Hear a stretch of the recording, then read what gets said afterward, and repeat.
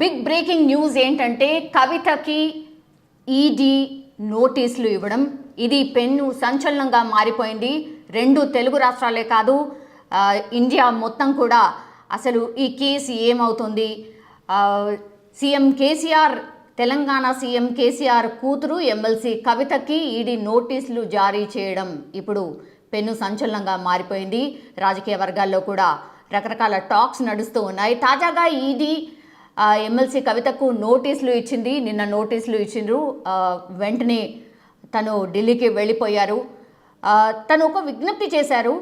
11వ తేదీన విచారణకు హాజరవుతాను, ఎందుకంటే 10వ తారీఖున మహిళా రిజర్వేషన్ అంటే 33% మహిళా రిజర్వేషన్ కావాలి అంటూ ఒక ఆందోళన కార్యక్రమాల్ని ఢిల్లీలోనే ప్లాన్ చేశారు. సో 10వ తారీఖున ఆందోళన కార్యక్రమం ఉంది కాబట్టి 9 తారీఖున రాలేను, 11వ తారీఖున వస్తాను అని తాము విజ్ఞప్తి చేసింది. కవిత ఈడీకి విజ్ఞప్తి చేసింది. సో దానికి ఈడీ స్పందించింది.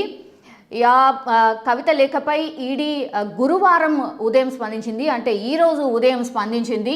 కవిత విజ్ఞప్తి మేరకు ఈడీ ఒకలాంటి గ్రీన్ సిగ్నల్ ఇచ్చింది. ఓకే ఫైన్, 11వ తేదీన మీరు విచారణకు రావచ్చు అని చెప్పింది. సో ఈడీ విచారణపై అయితే ఒక రకంగా ఉత్కంఠకు తెరపడింది. అంటే ఏ రోజు హాజరవుతారు అనే క్వశ్చన్ మార్క్ ఉండింది. అంటే ఈ రోజే హాజరవుతారా, లేకపోతే తను విజ్ఞప్తి చేసినట్టు 11వ తారీఖున ఆమెకు వెసులుబాటు ఇచ్చి 11వ తారీఖు రావాల్సిందిగా కోరుతారా అని అందరూ ఒక డౌట్ క్రియేట్ అయింది. కానీ ఈడీ మాత్రం 11వ తారీఖు రావచ్చు అని చెప్పేసింది.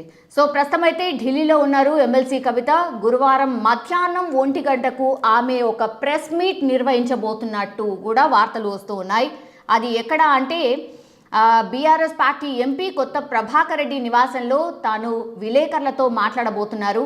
ఎగ్జాక్ట్లీ మధ్యాహ్నం 1 గంటకి ఆమె విలేకరుల సమావేశం నిర్వహించబోతోంది. సో దానిపైన కూడా ఒక ఉత్కంఠ నెలకొంది. తాము ఏం మాట్లాడబోతోంది, ఎమ్మెల్సీ కవిత ఏం మాట్లాడబోతోంది, ప్రెస్ మీట్లో ఏం చెప్పబోతోంది అనేది కూడా ఆసక్తికరంగా మారింది.